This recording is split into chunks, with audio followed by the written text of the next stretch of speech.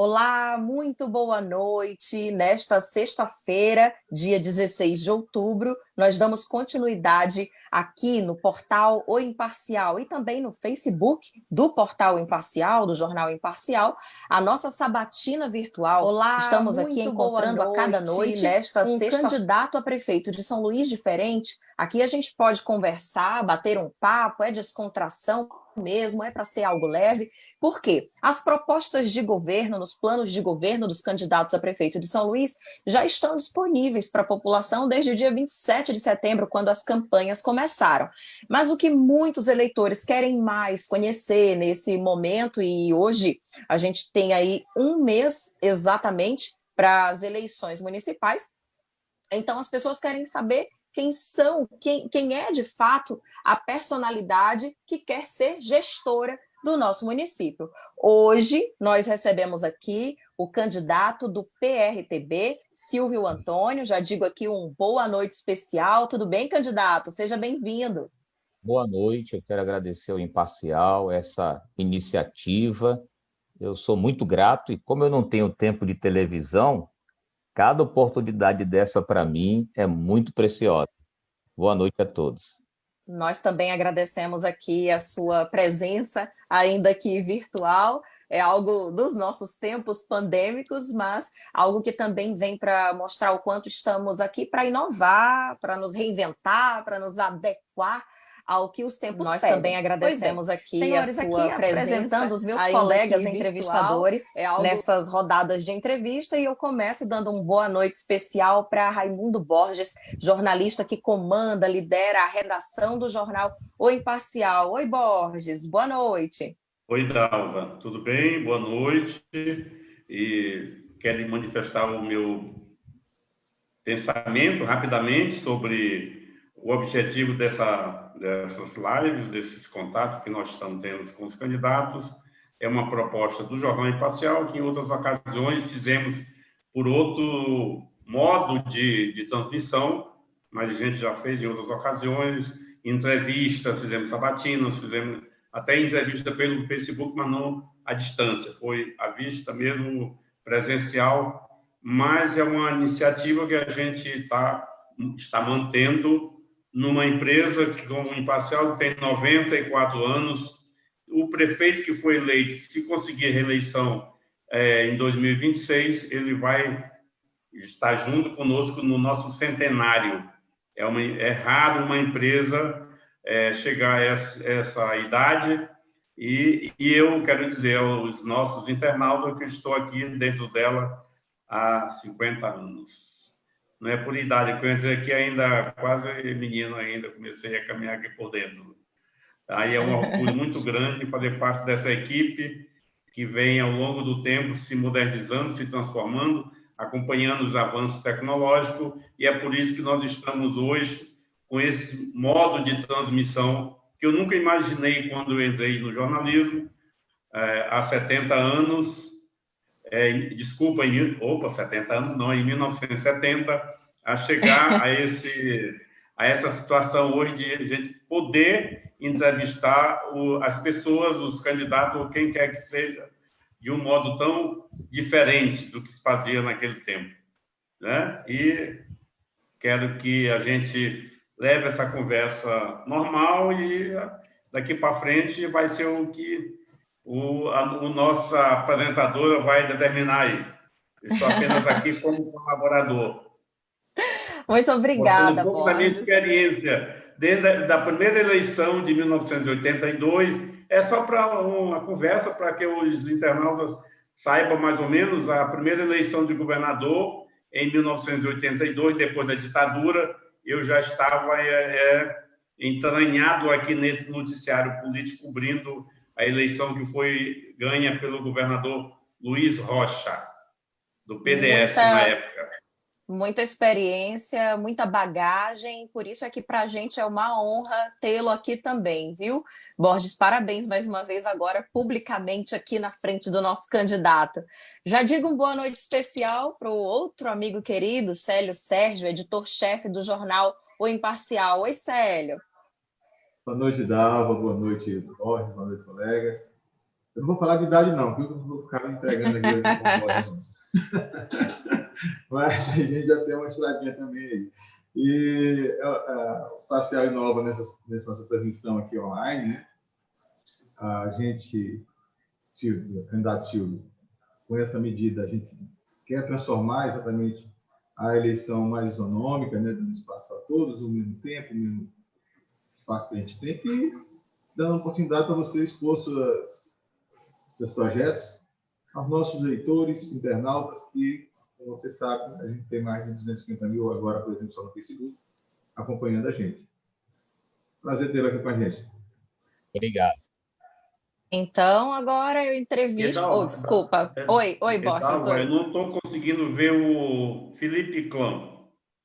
Eu acho que é porque ele vai falar agora. Felipe, você está aqui na sala, né? Tá aqui. Ó, na hora que ele começar a falar... Na janelinha, ele não está na janelinha que eu estou vendo aqui, né? Na hora que ele falar, aparece aí.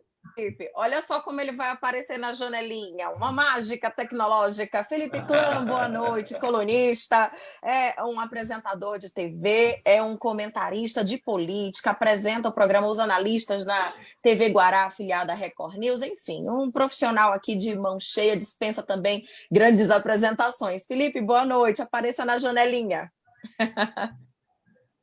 Mestre Borges, é os discípulos que ele quer ver, né? Tá mais do que certo.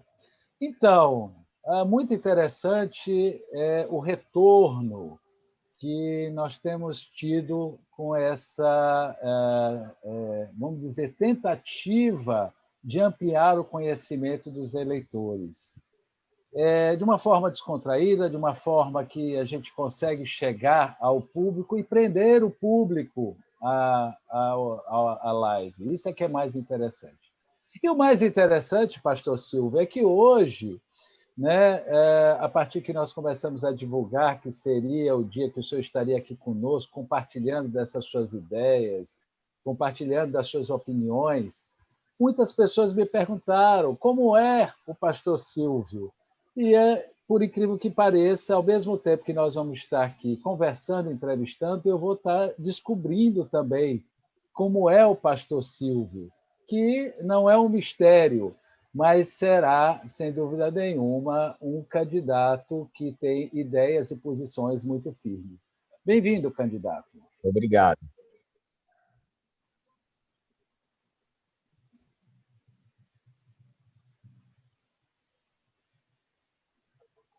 Dalva?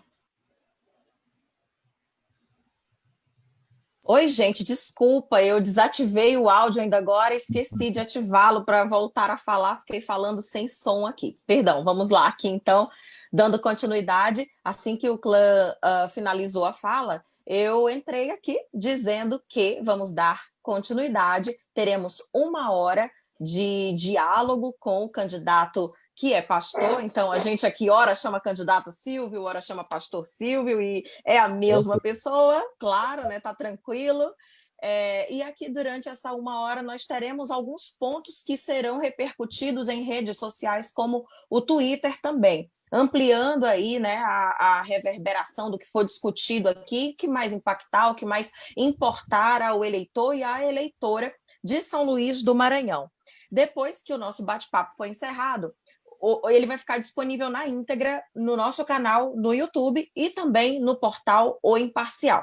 Gente, eu vou agora fazer a leitura da biografia do nosso candidato, do nosso entrevistado, convidado desta noite. Silvio Antônio Guimarães tem 51 anos e é ludovicense, casado há 26 anos e pai de 2 filhos, graduado em Teologia e Administração. No meio eclesiástico, é líder do Ministério Apostólico Internacional Shalom, com sede no bairro do Coatraque, há 25 anos. Desde 2004, é coordenador da Visão Celular no Maranhão, onde dá suporte a mais de 200 igrejas. De 2005 a 2010, foi eleito por 3 mandatos presidente da Convenção Batista Nacional no Maranhão. É fundador e foi coordenador da União de Pastores das Igrejas Evangélicas do bairro do Coatraque. Começou a carreira política em 91, ao se tornar presidente do Sindicato dos Trabalhadores da Indústria da Alimentação, E aí tem uma curiosidade, na biografia ele coloca entre parênteses sindicalista de direita. A gente vai poder conversar sobre isso. Em 2010, foi candidato a deputado estadual, obtendo aproximadamente 13 mil votos. Em 2018, foi candidato a deputado federal, com mais de 24 mil votos e acabou sendo o mais bem votado da coligação. Hoje é candidato da direita a prefeito de São Luís, aliado ao presidente da República, Jair Messias Bolsonaro, e visa a eleição com o intuito de trabalhar por mudanças significativas na cidade e no estado, tido como um dos mais pobres da federação. Então, eu já vou dar aqui a largada, aproveitando 2 ganchos da sua biografia, que chegou até nós, a produção enviou, a assessoria do senhor enviou para a gente, lhe perguntando em uma só questão. Primeiro, o que viria a ser um sindicalista de direita e há, na sua visão, um rótulo para os sindicalistas de um modo geral? Aí aproveito também já para perguntar, a sua biografia já traz de imediato, candidato, uma referência, melhor dizendo, ao presidente da República, Jair Messias Bolsonaro. Aí pergunto também, o senhor tem o apoio do presidente em São Luís? Seria o candidato do presidente Bolsonaro em São Luís? Enfim, boa noite. Boa noite, Dalva Rego. Já são muitas perguntas em uma só, né? Bem, lá em 1991, eu tinha meus 21 anos, eu trabalhava no moinho de trigo.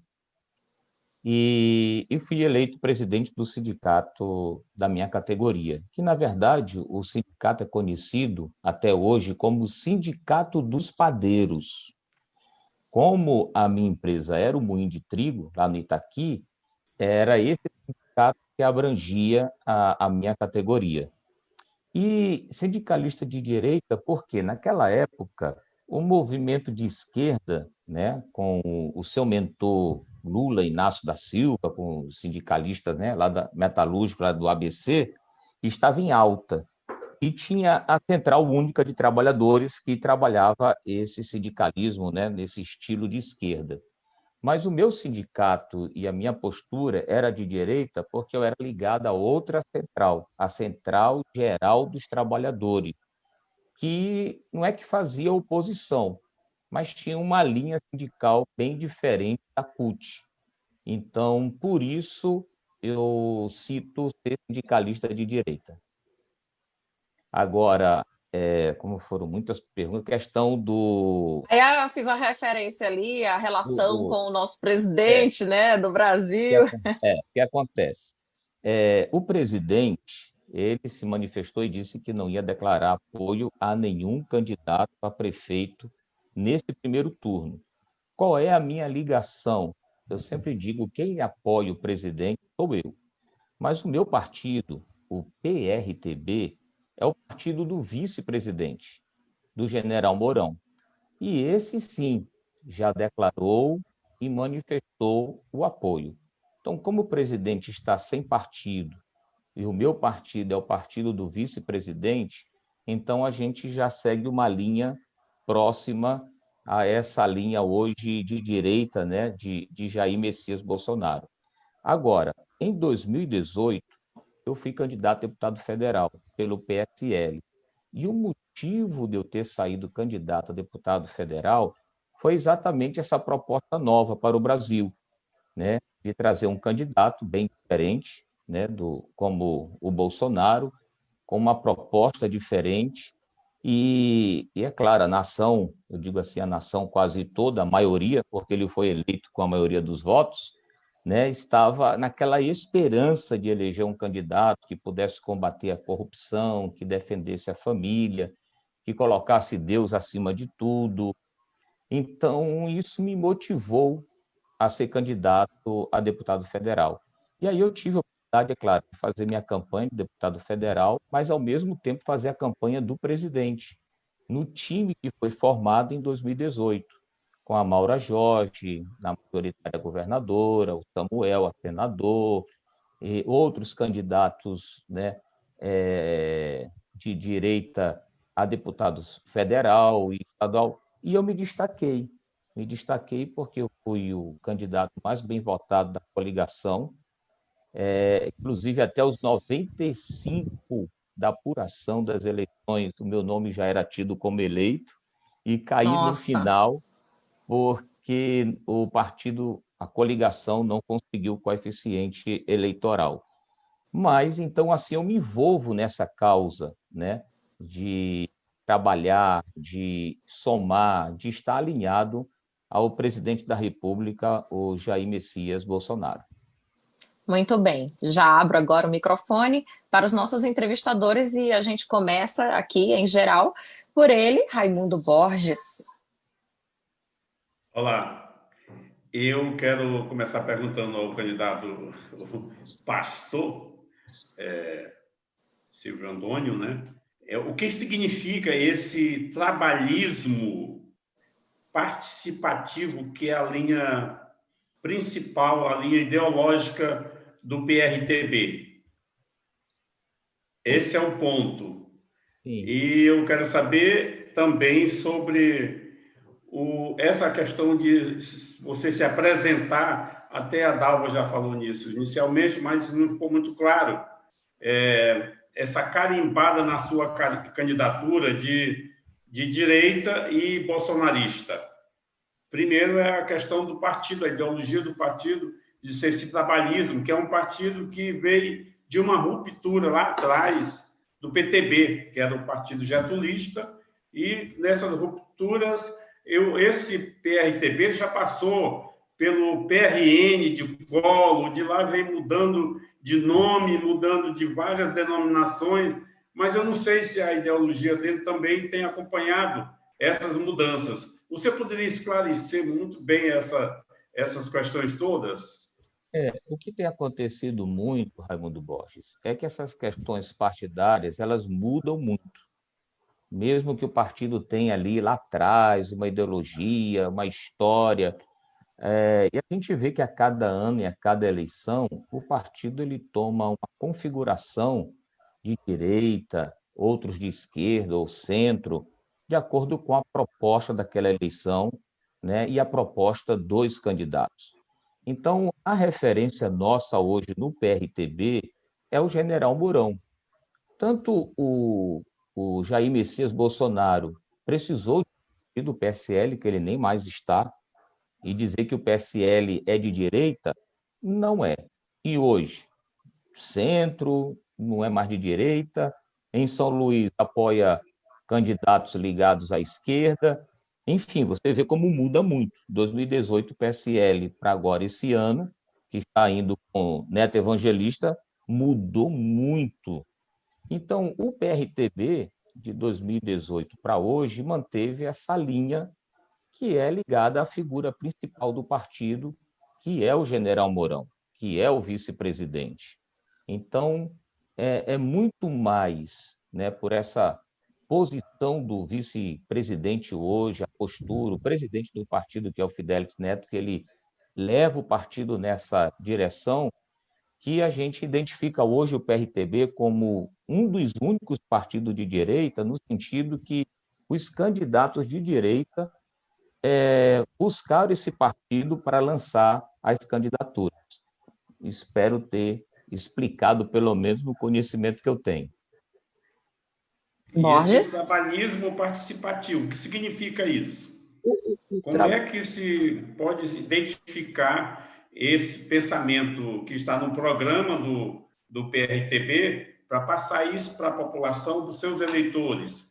Como é que você consegue colocar isso? E aí a gente também quer sentir, quer entender um pouco o que seria esse trabalhismo participativo que se resumiria numa união do trabalho com o capital, mas isso nunca foi um ponto de congregação na história do trabalhismo mundial.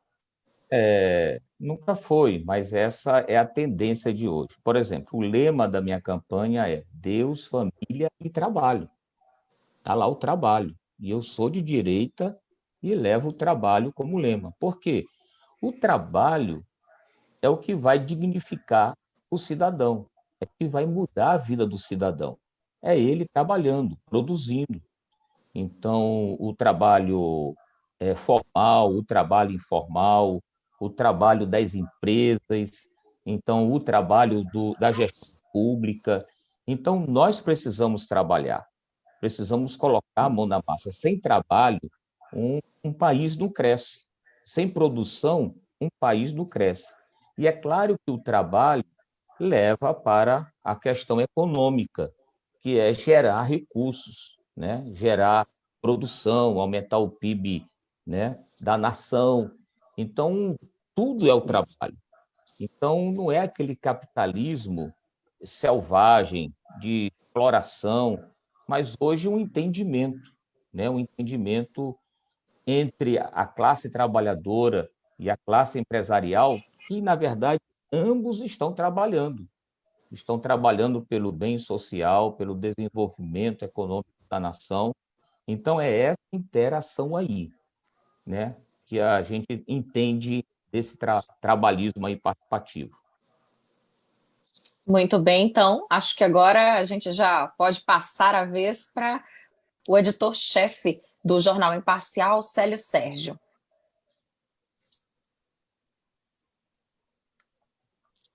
O áudio, Célio? Sempre esquece esse áudio de ligar. Silvio, você, de direita, como você manifestou, e a corrente ideológica da direita, ela prega, né, e define aí um enxugamento da máquina, né, uma diminuição do Estado, né? Como você pretende fazer isso no município de São Luís, que já é bem carente de empresas até estatais, né? Como você pretende melhorar essa situação para chegar nessa situação de direita, enxugando a máquina pública do município? Como eu estava conversando com o nosso aí o mentor dos jornalistas, né, Raimundo Borges, a gente precisa desenvolver a cidade, e a gente pensa assim no Estado, muito paternalista. O Estado que vai ter que cuidar da população, o Estado que vai ter que dar toda assistência à população. E a gente vê que esse modelo socialista do Estado grande, com uma tarefa grande e grandes responsabilidades, não tem mudado a história dos países socialistas. Está aí a história da Venezuela, de Cuba, Coreia do Norte, os países de linha socialista e comunista. Que a gente vê que o trabalho é que realmente vai trazer o desenvolvimento. Então, o que é? Diminuir o Estado, diminuir a prefeitura. Então, a prefeitura precisa ficar com os serviços essenciais. Por exemplo, educação, saúde, a prefeitura não pode abrir mão. Mas outros serviços a gente precisa ter iniciativa privada para cuidar, desenvolver, como, por exemplo, saneamento básico. Então, dá mais para ser uma empresa estatal, como, por exemplo, a CAEMA, cuidar da água e da questão do saneamento, tratamento de esgoto da cidade. Então, está aí, não funciona, é uma empresa totalmente sucateada. A gente precisa trazer o novo marco regulatório do saneamento básico para a cidade, trazer investimentos, empresas que possam investir, produzir emprego, produzir renda, trabalho e desenvolvimento da. Então, infraestrutura, tá? A prefeitura dá o start de infraestrutura, mas precisa ter as empresas para cuidar da infraestrutura. Do lixo, a mesma coisa. Então, muitas áreas que a prefeitura hoje, às vezes, se preocupa e cuida como Estado, a gente pode colocar na iniciativa privada e, assim, a população pode ter um serviço de melhor qualidade e mais eficiente. É essa a ideia de enxugar, diminuir a prefeitura, menos prefeitura e mais sociedade. Dentro dessa infraestrutura que o senhor falou, né, eu queria citar 2 pontos que incomodam muito a população, que, no caso, a mobilidade urbana, por exemplo, né, que a população sofre, e é feita por uma secretaria estatal, no caso, a STMTD, que é a Secretaria de Trânsito. Você pensaria em terceirizar alguma coisa dessas ações de trânsito na cidade ou de cuidados com as avenidas e vias públicas, por exemplo, para empresas privadas? Célio, a questão da mobilidade urbana tem que ser inteligente. A gente precisa ter uma central com as câmeras, central de controle da cidade, com a presença ali do trânsito, do bombeiro, da SAMU, para ver o que está acontecendo, aonde estão os pontos, o que é preciso. Então, por exemplo, a questão da tecnologia para ajudar a desenvolver e modernizar a cidade. Então, o que a gente vê hoje na prefeitura é um trabalho ainda muito. Nós estamos aqui, né, fazendo essa entrevista, usando tecnologia, algo que a gente nunca imaginava em fazer. Então, a gente tem à disposição. Então, hoje a tecnologia, e é claro que isso é feito por empresas, né, pela iniciativa privada, que desenvolve. Então, a prefeitura, podendo colocar isso na mão, né, de uma gestão privada que possa desenvolver, que possa resolver o problema e que a gente possa cobrar, é muito melhor, do meu ponto de vista. Ao mesmo tempo, candidato, a gente tem no Centro Histórico de São Luís, por exemplo, vários casarões que são de iniciativa privada, né? São pessoas que tomam conta ali, e esses casarões estão abandonados e o centro está degradado em alguns pontos. Como fazer com que esse pessoal privado tomem conta, que hoje é uma política, inclusive, de estatização do Estado, está querendo tomar de volta esses casarões, porque estão caindo na cabeça do povo. Então, como recuperar isso, ou fazer a iniciativa privada, os proprietários, né, recuperar essa situação do centro histórico? Eu vejo, Célio, que a gente precisa revitalizar o centro, não apenas com estrutura, com reforma de casarão, mas com pessoas. A gente anda pelo centro, final de semana, domingo, é um deserto. A gente não encontra pessoas. Os moradores dos centros mais antigos estão todos saindo, né, para os novos bairros da cidade. Mas eles ainda são os proprietários, né? Não, tem os proprietários. Então, o que acontece?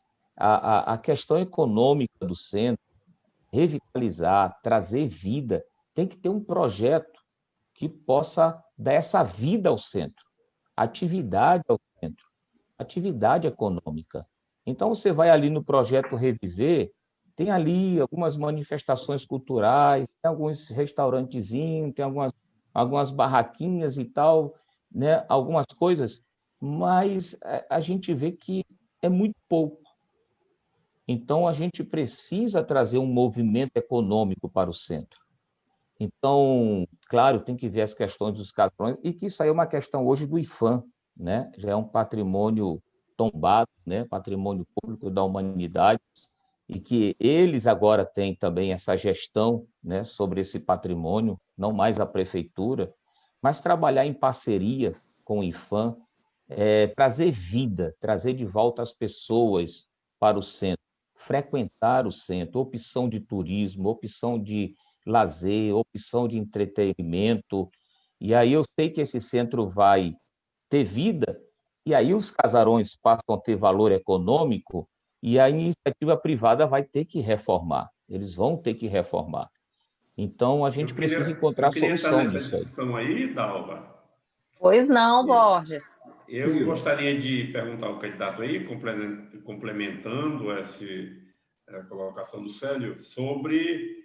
Ele está falando sobre os casarões. Eu queria saber se ele tem, obviamente, na campanha, andado pelas periferias de São Luís, em busca de apoios eleitorais, e a percepção que ele tem da pobreza ao redor da cidade de São Luís. Existe um verdadeiro cinturão de miséria ao redor da nossa cidade.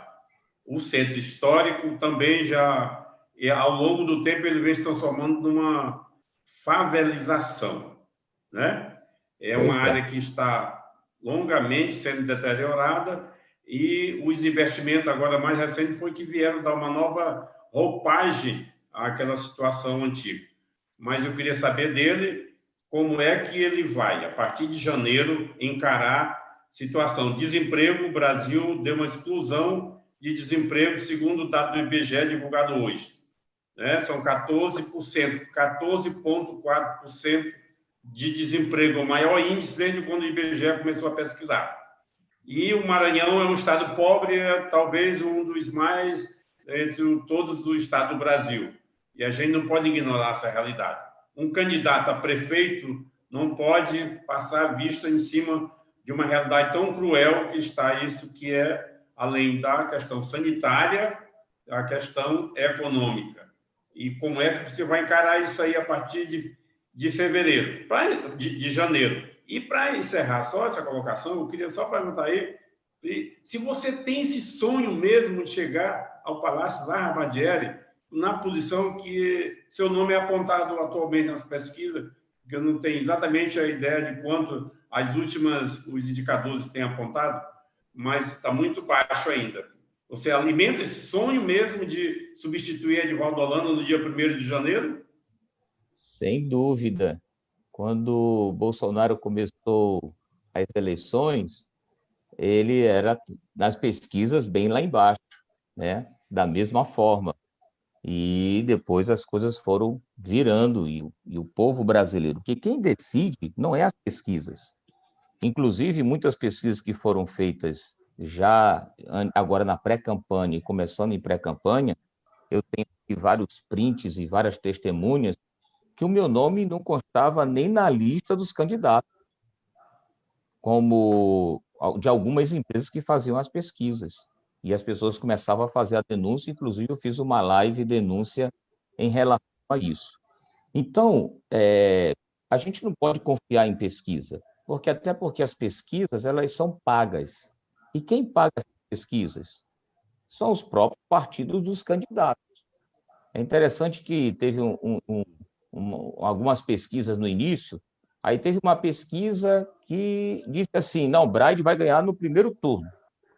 Aí no outro dia saiu uma pesquisa do Duarte Júnior, no outro dia não, é o Duarte Júnior que vai para o segundo turno com o Braide. Aí depois saiu outra pesquisa no terceiro dia, não, é o Neto que vai para o segundo turno com o Braide na pesquisa. Depois saiu uma quarta pesquisa, já dizendo que era o Rubem Júnior que ia para o segundo turno. Gente, 4 empresas de pesquisas totalmente desencontradas nos seus dados. Então, é claro que, às vezes, Silvio Antônio é um candidato que não tem fundo partidário, um candidato que não é deputado federal, que não é deputado estadual, que não é político profissional. O que esse cara quer se meter aqui? Esse aqui não é a praia dele, isso aqui não é a área dele. Ele está invadindo o nosso território. E é isso que a gente quer mostrar ao contrário, ser uma opção do povo, que a democracia possa realmente prevalecer e o povo possa ter essa opção de escolher um candidato diferente como eu.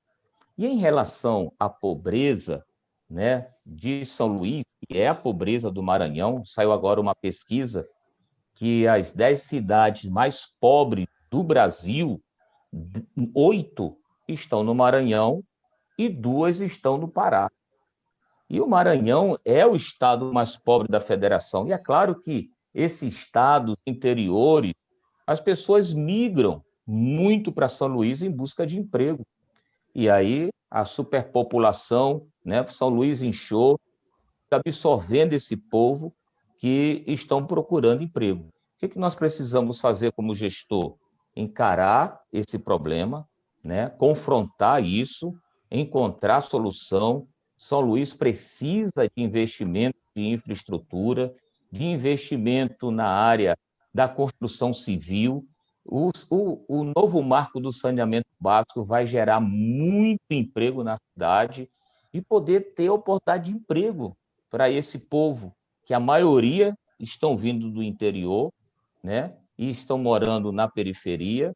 A gente precisa ajudar e contribuir. Seria bom que todo o Estado pudesse pensar, né, dessa forma, numa ação conjunta, para a gente poder tirar o Maranhão dessa miséria que a gente vive.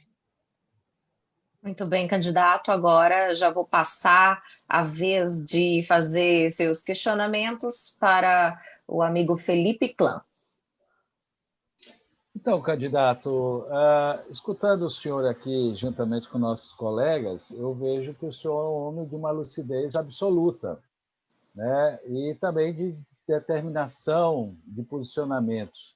eu observo que o senhor é um homem conservador, defende essa linha conservadora de direita, a mais direita, né? Podemos dizer quase uma direita radical, um homem que entende a religião e a família como um lastro, né, fundamental para a sociedade, que não deixa de ser de riqueza. Mas a Constituição determina que o Estado tem que ser laico, né? E o senhor é um representante dos evangélicos, né? Não esconde isso, é formado em teologia, é um homem que entende como ninguém de religião, mas o senhor sendo eleito prefeito, o senhor precisa atender a todos os segmentos religiosos. Eu gostaria de entender como é que o senhor vai ter o comportamento junto à religião afrodescendente, que podemos dizer que a grande maioria da população de São Luís, ou é negra ou é parda, né? Tem relação, principalmente as comunidades, tem muita relação com essa cultura afrodescendente. Eu queria entender como é que o senhor vai se comportar como um pastor evangélico, se o senhor vai apoiar os eventos tradicionais e se o senhor vai estar presente nos eventos dessas comunidades religiosas. Clã e candidato Silvio, eu vou pedir aqui só para a gente fazer eu acrescentar um comentário que tem a ver com o que o Clã acabou de colocar aqui, porque, afinal de contas, o assunto é o mesmo. Esta semana mesmo nós vivenciamos, aqui nós vimos repercutir na imprensa uma polêmica envolvendo justamente esse embate. A Prefeitura de São Luís hoje é chefiada, é liderada por um representante da religião evangélica, né? Um conhecedor do evangelho, que é o prefeito Edivaldo Holanda. E saiu recentemente um edital que diferenciou, colocou em outro patamar, em outro nível, a música gospel e todas as outras músicas, dentre as quais as músicas feitas por pessoas de religião de matriz africana. Então, o edital agora vai ser revisado, vai ser relançado, depois que, inclusive, a Defensoria Pública do Estado entrou no meio da jogada. Se já fosse o senhor o prefeito, teria a mesma categoria diferenciada, separada para música gospel? Como o senhor se comportaria? Então, como tudo é uma coisa só, é cultura que a gente está falando, e cultura tem a ver com religião, é o que a gente espera ouvir agora do senhor. Veja bem, o Estado é laico, mas o país é cristão. O povo, desculpe, o Estado é laico, mas o povo é cristão, de maioria cristã, católica e evangélica. Um outro dado, os evangélicos já chegam na casa de 30% a 35% da população brasileira. O próprio IBGE faz uma estimativa, uma probabilidade que daqui a 10 anos os evangélicos já vão ser a maioria no Brasil. Nós temos cidades como Manaus, que tem 2,5 milhões de habitantes e que já tem 50% de evangélico. A maioria das cidades em Minas Gerais, Anápolis, Goiânia, Uberlândia, já chega próximo dessa marca de 50% dos evangélicos. Agora, o que a gente não pode, nesse momento histórico da nação, de transformação da nação, a gente vai trabalhar de forma segregada. Isso ou aquilo. Agora, deixa eu falar um pouco. Uma vez, eu fui na secretaria, na Fundação de Cultura, né, para trabalhar algumas questões sobre cultura da igreja. Porque as igrejas evangélicas têm a cultura da música, inclusive com essa carência, ausência de escola de música no Estado, quem mais produz músicos hoje são as igrejas evangélicas. A maioria, e que atende tudo. Nós temos teatro nas igrejas, nós temos dança, eu tenho um estúdio de dança na igreja, eu tenho um estúdio de música na igreja, então tudo isso é cultura. E parece que a população olha para os evangélicos, e eu ouvi do secretário de Cultura que nós evangélicos não temos cultura. Que cultura é só boi, Bumba Meu Boi, São João, carnaval, né, e tambor de crioula. Então, assim, a gente precisa encontrar no entendimento que isso é cultura, tá? Mais antiga, mais tradicional, mas tem um segmento que é cultura. Então, veja bem, nós temos aí um prefeito, ele é evangélico e tratou das questões culturais dos descendentes, dos afrodescendentes, né, tranquilamente. Até porque nós também temos muitos afrodescendentes evangélicos que têm um outro tipo de gosto de cultura. E parece até que há uma ideia que, por a pessoa ser afrodescendente, obrigatoriamente tem que seguir esse tipo de cultura. E não é verdade, né? E não é verdade. Então, é Mas aí, claro, assim, só uma interrupção aqui, sim, porque a gente precisa esclarecer, até porque tem pessoas aqui acompanhando a gente que podem sim, pensar isso e vir a criticar, julgar, enfim. Mas o importante aqui nem é tanto olhar para a cor da pele, assim, não é a questão de ser afrodescendente, que todos somos, mas aqueles adeptos das religiões de matriz africana, que pode ser, enfim, uma pessoa branca, uma pessoa parda, uma pessoa pronto. negra. E pode ser adepto de uma cultura cristã, de dança, de música cristã. Então, a gente precisa respeitar a todos. Então, eu sou prefeito, e até porque tem o LOA, né, que é aprovado e que já tem a verba destinada à cultura. Então, o executivo, o gestor, ele não vai determinar o que ele faz com o dinheiro da prefeitura. Ele vai seguir a lei orçamentária anual, que já está lá, um determinado percentual. Deixa eu só conferir aqui o que a gente tem destinado à cultura. Eu tenho aqui, só um minuto, eu tenho aqui e vou mostrar aqui o que está destinado à cultura já dentro disso aí que eu estou falando. Depois você confere aí, eu queria Está aqui, acrescentar. já achei, Ah, show. Então, fala. já achei. Está bem aqui. Cultura, 62 milhões 399 mil. 62 milhões 399 mil para a cultura. E é claro que a gente esse dinheiro está destinado e vai chegar ao seu destino. Minha maior preocupação não é nem com o dinheiro da cultura e a cultura dos afrodescendentes. Minha maior preocupação é os desvios desse dinheiro, que muitas das vezes nem chegam a eles. Então, como gestor, eu estou mais preocupado com os desvios do dinheiro, porque 62 milhões e 400 mil para a cultura, aí eu pergunto para os líderes, né, dos movimentos culturais afrodescendentes, esse dinheiro tem chegado até vocês? Esses investimentos têm chegado? Então, essa questão, uma pergunta a ser feita dentro, né, desse questionamento. Muito bem. Fazer? Ah, Eu ainda eu tenho um gancho ainda aí, mas eu por queria favor. escutar o que o Célio tem a falar, que ele pediu antes. Você falou muito da matriz africana, e a gente falou da religiosidade, né? E você falou muito do cristão, do cristão. Porque o cristão não tem cultura, né? Para a sociedade, para a gestão pública, o cristão não tem cultura, isso que eu estou questionando. Ok, mas como pastor, o senhor não faz promessa, né? Tem as festas dos santos que são religiosas, são cristãs, por exemplo, né?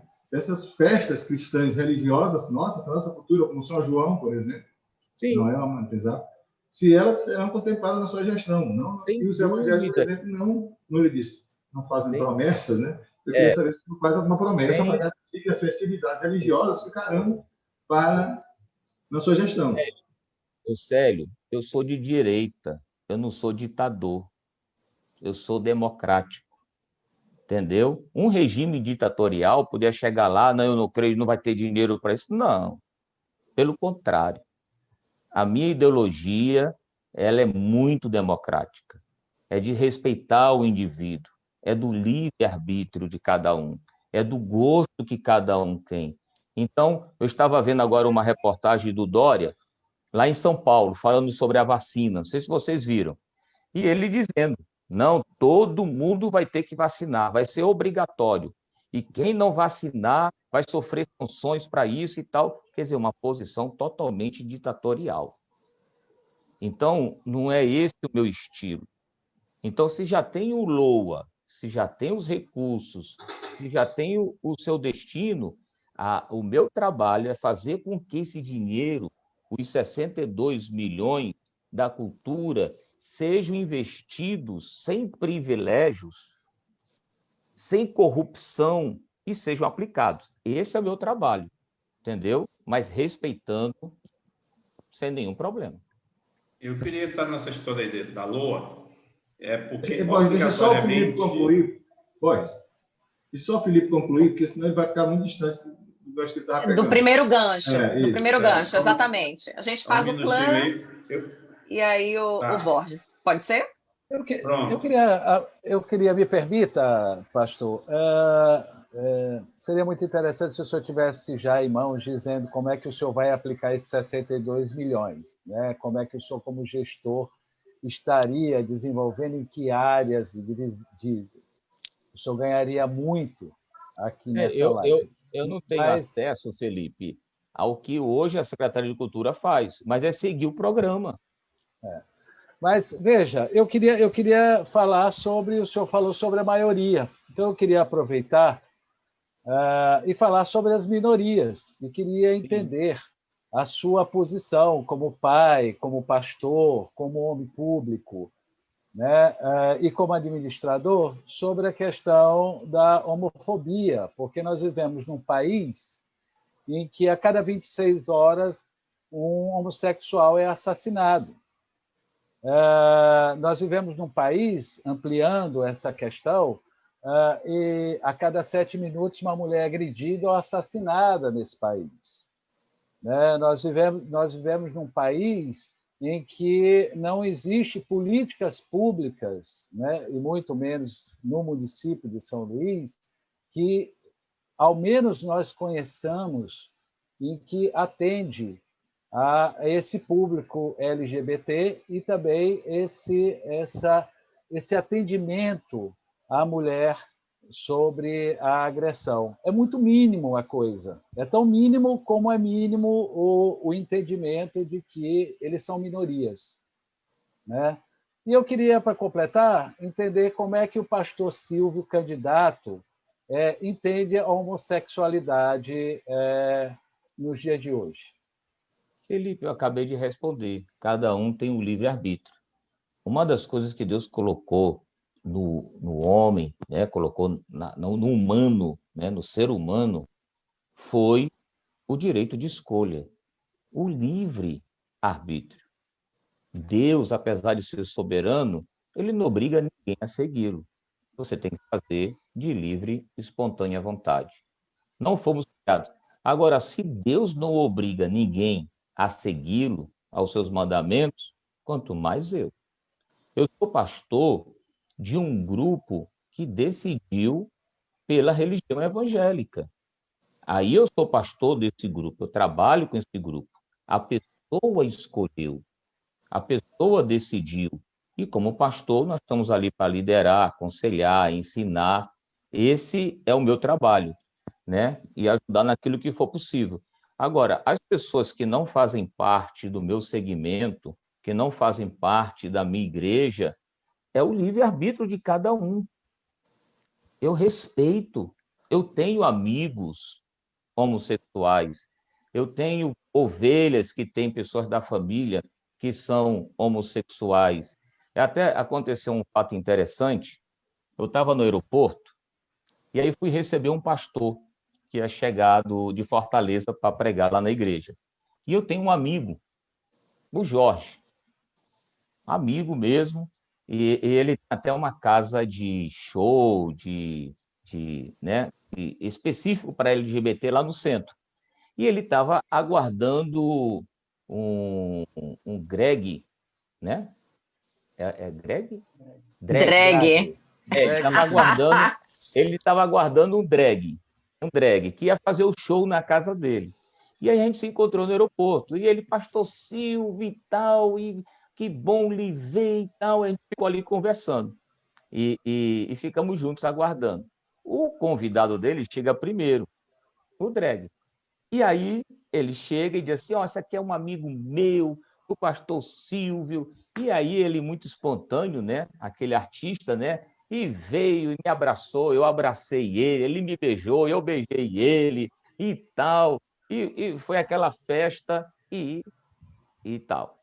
Aí é até aquela história, né? Quando Jesus entrava na casa dos republicanos, dos pecadores, e os religiosos, né? Os religiosos diziam assim: ó, Jesus está entrando na casa do pecador, ele não deveria fazer isso. Jesus sofreu esse tipo de, digamos assim, de ataque religioso, né? Então eu falei assim, rapaz, se alguém me visse abraçando o drag, beijando o drag e batesse uma foto minha, rapaz, o pessoal ia jogar isso na mídia, ia chegar, ia atacar, como é que um pastor faz isso? Então, a sociedade tem esse tipo de coisa, né? Essa visão farisaica, religiosa, entendeu? E é isso que a gente precisa terminar, a gente precisa, sabe, conviver. Então, não vou ter nenhum problema. Homofobia, a gente tem que tratar. O homofóbico que bate, que mata, tem que ser preso, entendeu? Ele precisa ser condenado. A violência da mulher, jamais. Eu sou um pastor. E quantas vezes a esposa denunciava na igreja que ela estava apanhando o marido, e eu ia lá e dizia assim, entra aqui no meu carro, nós vamos para a delegacia denunciar ele. Eu levava não, eu levo para a delegacia, entendeu? Para denunciar maridos que batem nas suas esposas.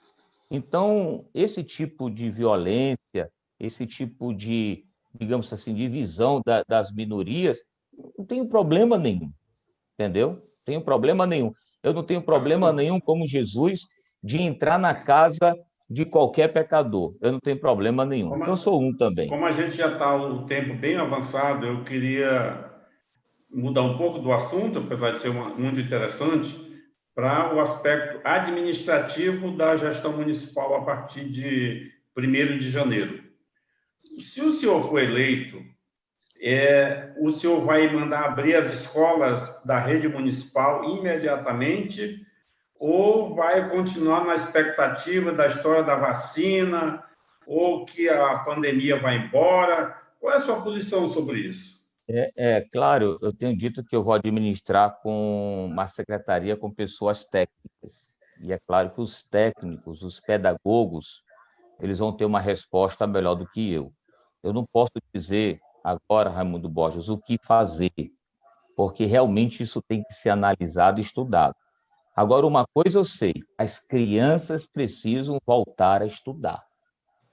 Porque esse modelo de internet na rede municipal não funciona. Como o senhor mesmo falou, na periferia, quem é que tem internet à disposição? Uma pessoa que se dedica a isso. Então, as crianças estão sem estudar. Agora, foi aprovado recentemente, na pandemia, um projeto de lei do governo federal que abre a televisão aberta para atender as redes municipais e estaduais de ensino. Tem canais disponíveis. Então, o canal da Band, o canal da Record, tem um canal digital, TV aberta, específico para atender a rede municipal de educação, que, inclusive, esse recurso não foi adotado pela nossa prefeitura aqui em São Luís, mas está disponível, não sei se o senhor sabe. Então, o professor vai lá, faz as videoaulas e a criança assiste na televisão, em casa, de acordo com o horário, de acordo com cada série. Então, isso aí está disponível. Outra coisa que pode ser feita é o revezamento das aulas presenciais, como já está acontecendo na rede particular.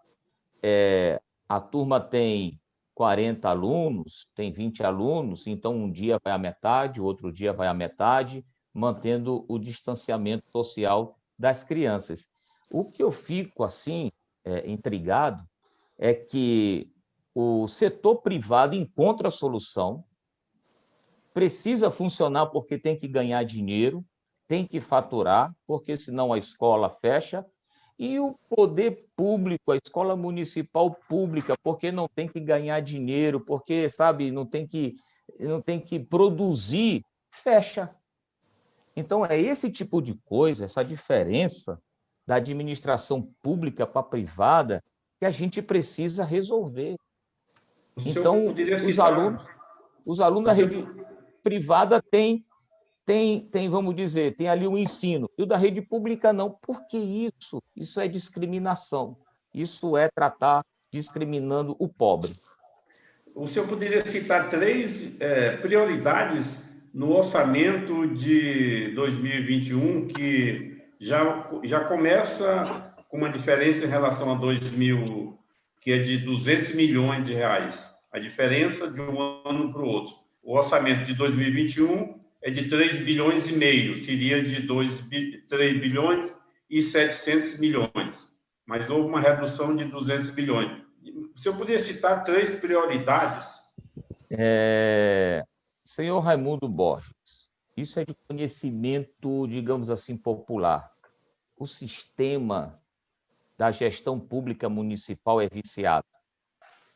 Temos muitos cabides de emprego. Pessoas que não trabalham e ganham. Isso aí é de conhecimento popular. O que nós vamos fazer? 3 bilhões e 200 mil. É muito dinheiro, mas também não é pouco. O que nós vamos fazer é combater a corrupção. Então, eu estou fazendo uma campanha independente, livre. Eu não tenho conchavos políticos, eu não tenho coligações de partido, para depois de eleito ter que sair rateando secretaria para esse partido, secretaria para esse partido, secretaria para esse partido, entendeu? Então, o meu compromisso vai ser com o povo. E esse sistema político que vira politicagem, de conchavos políticos, de favores políticos, que tudo isso gera custos para o município, isso vai ser enxugado. Nós vamos combater a corrupção. Sim, Pastor, pode falar, Felipe. Me permita, já que o senhor se coloca como representante do Bolsonaro no Maranhão, né? Apoiador, não apoiador do Bolsonaro. Porque se eu fosse representante, se ele tivesse, quem dera que ele já tivesse falado isso. Então, vamos entender aqui, fazer uma cronologia rápida, porque até é muito pouco tempo, ano e pouco, que ele chegou com toda aquela mensagem de renovação da política nova, acabar com a política velha, do eu te dou e tu me dá, que ele não ia precisar de ninguém, né? Que no governo dele não teria corrupção. Nós estamos assistindo um dos maiores distribuição, pode dizer, eu falo isso porque os outros já faziam, mas os outros também não criavam esse fator, muito pelo contrário, já chegaram ao poder já junto com esses partidos, Centrão, a direita, né, a esquerda, o centro, quem quisesse apoiar o Lula, todo o Fernando Henrique, eles aceitavam qualquer apoio. O Bolsonaro aproveitou a rejeição, aproveitou um momento do país, né, gravíssimo, levado pela corrupção do Centrão, que hoje é o maior apoiador. Eu queria perguntar para o senhor não é um homem inocente, o senhor é um homem vivido, o senhor é um homem sindicalista, que sabe como é que são os porões das negociações do poder.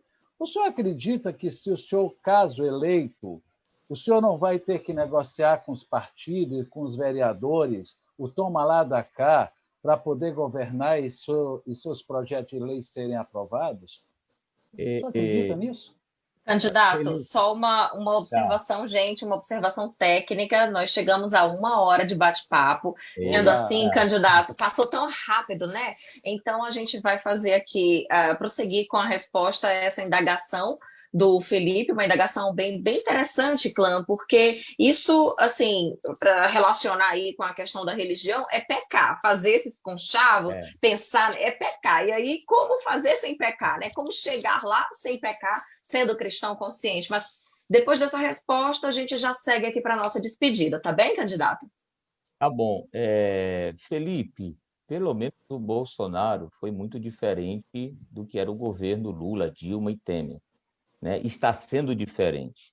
Você mesmo colocou aí, e eu vi que você afirmou que o Centrão é corrupto, tem corrupção. Inclusive, a gente tem aí, você falou isso na sua fala, o Centrão é corrupto. É só o senhor ler o jornal Imparcial que Pronto, o senhor tá bom.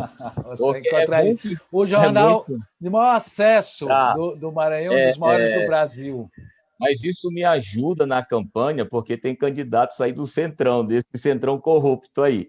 Mas veja só, é claro que a gente vai ter que conversar com o vereador, porque o legislativo faz parte do processo democrático. Agora, é claro que a gente vai negociar, agora, sem corrupção. O que você tem para contribuir? O que você pode somar? Ah, não, eu vou ter que. Ah, não tem negociação. Com corrupção, com Silvio Antônio, não tem negociação. Não tem. Então, eu chego na prefeitura assim, com muita vontade, muito livre, já é bom, porque os outros já vão chegar já com a prefeitura fatiada, né? Já é complicado, né? Porque você sabe que os grupos se juntam, estão de olho na prefeitura, mas olhando para 2022. Cada candidato desse aí, que se você votar, tem um candidato a governador lá 2022. Ou seja, isso tudo é muito complicado. O povo precisa saber que isso acontece. Agora, eu vou conversar com os vereadores.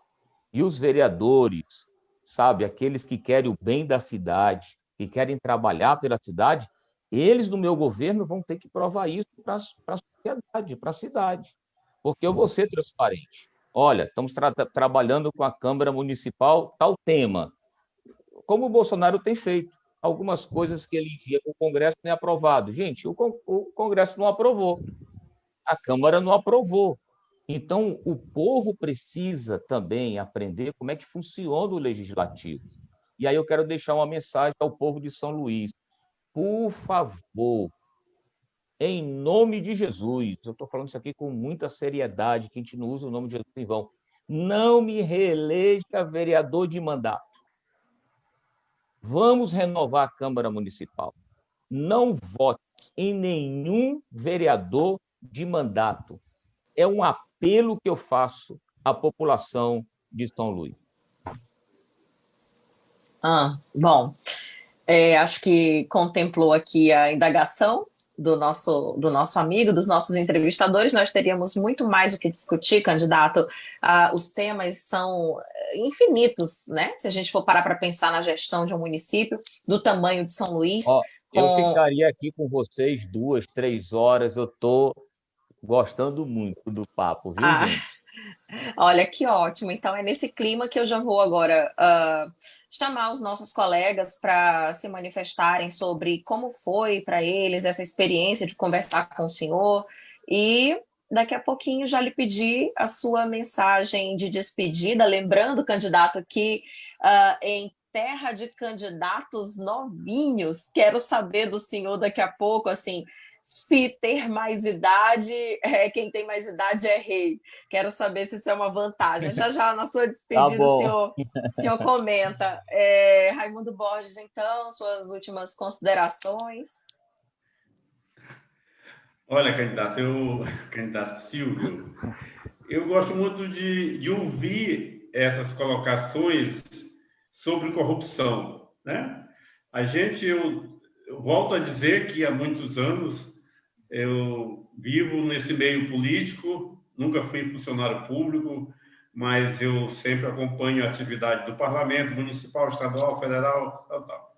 Eu tenho visto tantos discursos, não estou falando da sua pessoa, obviamente que eu não conheço, estou conhecendo nessa campanha, que já entrevistei uma primeira vez e agora a segunda, e espero que o senhor realmente Continue assim, pensando Seu da filho maneira me que conhece, viu, aqui. Raimundo Borges? Mas Seu filho me a conhece. realidade, no geral, estou falando pessoalmente, Sim. não tem nada pessoal, estou falando no geral, eu já ouvi muitos discursos dessa história de nós vamos combater a corrupção, a partir de dia que eu entrar no poder não vai ter mais corrupção, e a gente está vendo as coisas acontecerem.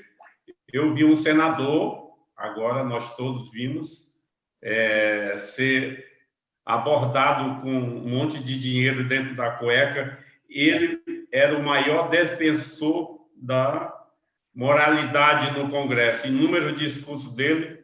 Então, eu não estou descrente que a sua mensagem possa mudar o comportamento das pessoas. Eu espero que mensagem como a mensagem sua, ela contribua para que as pessoas pensem melhor sobre a política. A política não é uma atividade criminosa, não é uma atividade nociva à sociedade, muito pelo contrário. Todos nós vivemos da política. Mas a gente espera que esse comportamento, um dia, quem sabe, com a força de Deus, aconteça de maneira diferente do que a gente está vendo nos últimos tempos e agora também. Olha, Borges, você quero falou agradecer a sua presença aqui e esperar que o senhor continue, que o senhor tenha sucesso na sua campanha.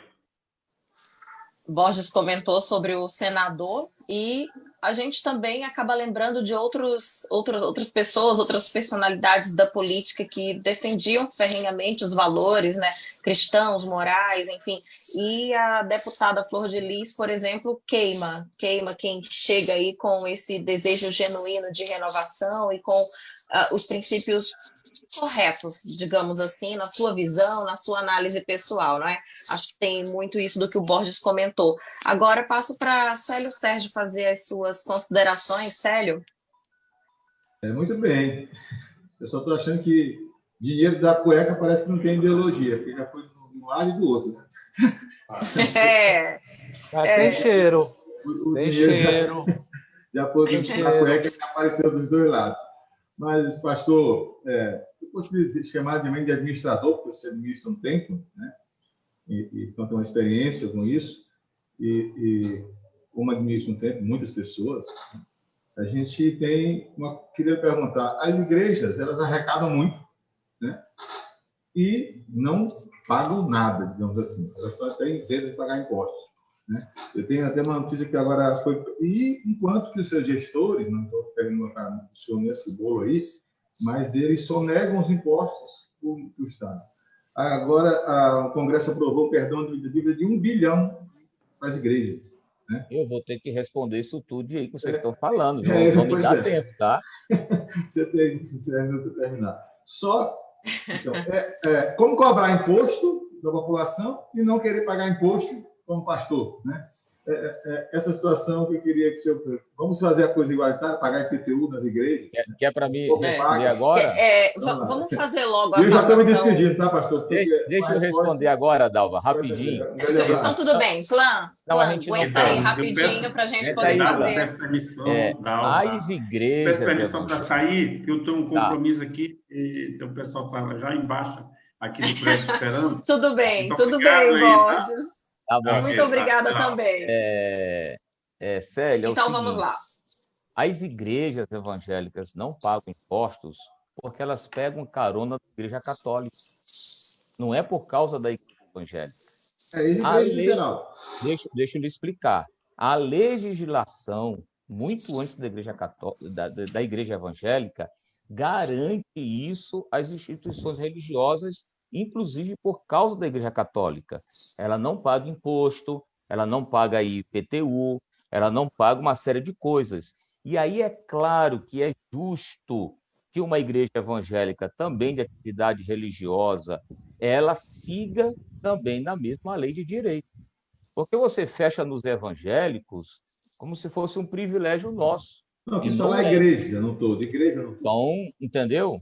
As igrejas pagam, agora, paga, a igreja não paga. Agora, eu, como cidadão, pago os meus impostos. Inclusive, eu tenho 32 anos de contribuição de INSS. entendeu? Porque eu trabalho muito antes de ser pastor, eu pago imposto de renda. A nossa igreja, ela tem 10 funcionários de carteira assinada. Se você for ver, está em dias o INSS, está em dias o FGTS, está em dia todos os impostos. Agora, sobre essa questão de isenção de impostos de igrejas que não pagaram, eu não concordo.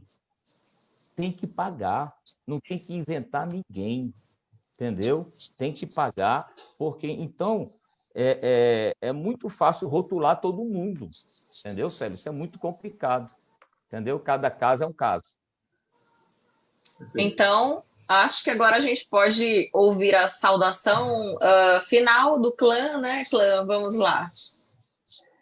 Então, indiscutivelmente, o pastor está preparado. O pastor desceu do púlpito e veio à massa para discutir política e traz também todo um know-how, indiscutivelmente, do seu período de sindicato, que isso, como analista político, eu posso dizer que o ajuda muito, né?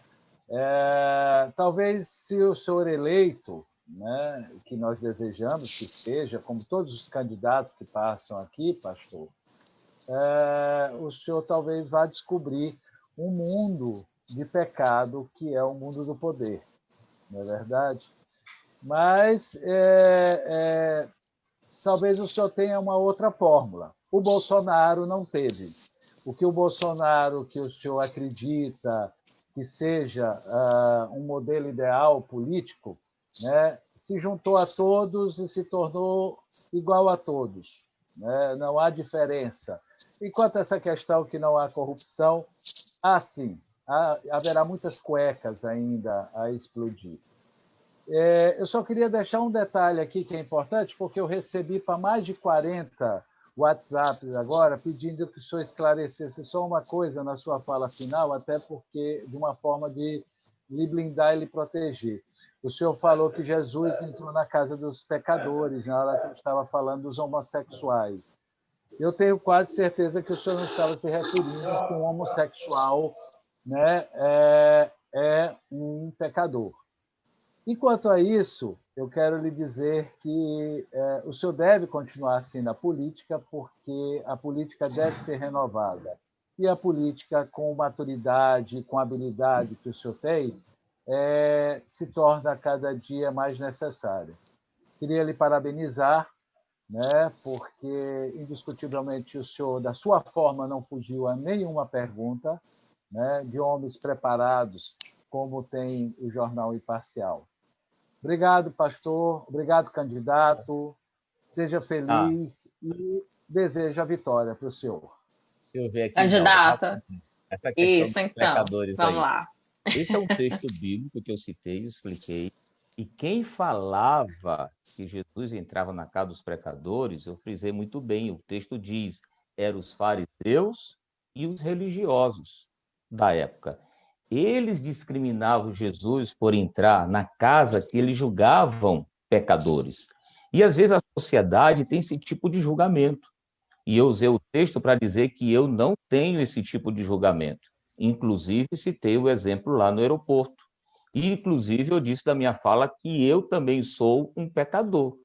Então, a religiosidade, às vezes, está mais na mente daqueles que não se dizem religiosos do que até aqueles mesmos que têm uma fé de prática, entendeu? É a cosmovisão de cada um.